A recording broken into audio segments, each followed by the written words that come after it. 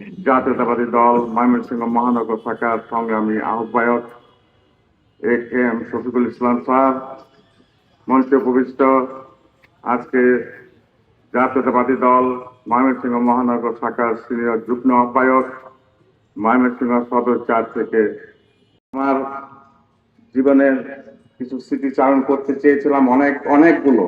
তার মধ্যে একটা কথা আমি বলবো আজকে। বাংলাদেশ জাতীয়তাবাদী দল সৃষ্টি হওয়ার আগে যেমন জিয়াউর রহমানের পরিবার, জিয়াউর রহমান বাংলাদেশকে বিভিন্নভাবে যখনই প্রয়োজন পড়েছে তিনি এসে দাঁড়িয়েছেন, ঠিক তেমনি বাংলাদেশ জাতীয়তাবাদী দল যখনই বিপদে পড়েছে তখনই এই জিয়া পরিবারই বারবার এসে বাংলা ঘটনার কথা বলি। আমাদের এই জাতীয়তাবাদী দলের অফিস, কেন্দ্রীয় অফিস ছিল ধানমন্ডিতে। ধানমন্ডির এই কেন্দ্রীয় অফিসে আমরা গিয়েছিলাম আমাদের ময়মনসিংহ দক্ষিণ জেলার নেতৃবৃন্দ, এ.কে.এম. ফজলুল হক মরহুম, আমাদের প্রাণপ্রিয় নেতা অধ্যাপক শফিকুল ইসলাম সহ আমরা জাতীয়তাবাদী দলের এবং ছাত্র দলের, যুব দলের নেতৃবৃন্দ গিয়েছিলাম।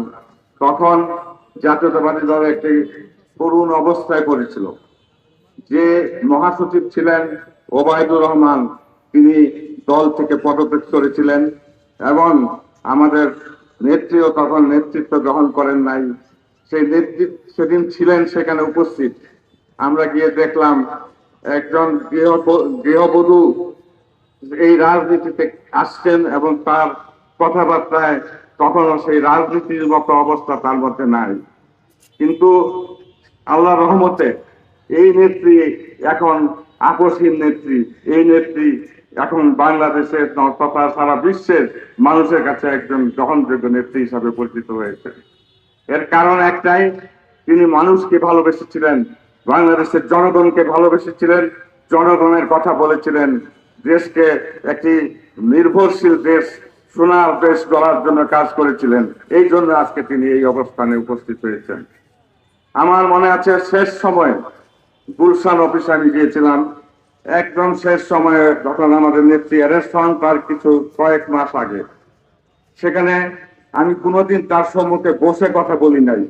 সেদিন আল্লাহ রহমতে আমি যখন গুলশান অফিসের ভিতরে ওনার সঙ্গে দেখা করতে গেলাম, আমি দাঁড়িয়েছিলাম, আমাকে বললেন বসেন। বসলাম, ওনার সঙ্গে কথা বললাম, দলের কথা জিজ্ঞেস করলেন, বিভিন্ন কথা থাকে। আমি বললাম যে ম্যাডাম আমি একটা কাজ করেছি। তিনি বললেন যে কি? আমি বললাম যে সারা বাংলাদেশে জাতীয়তাবাদী শিক্ষক সংগঠন একটা আছে, যে সংগঠন ময়মনসিংহে গঠন করা হয় নাই।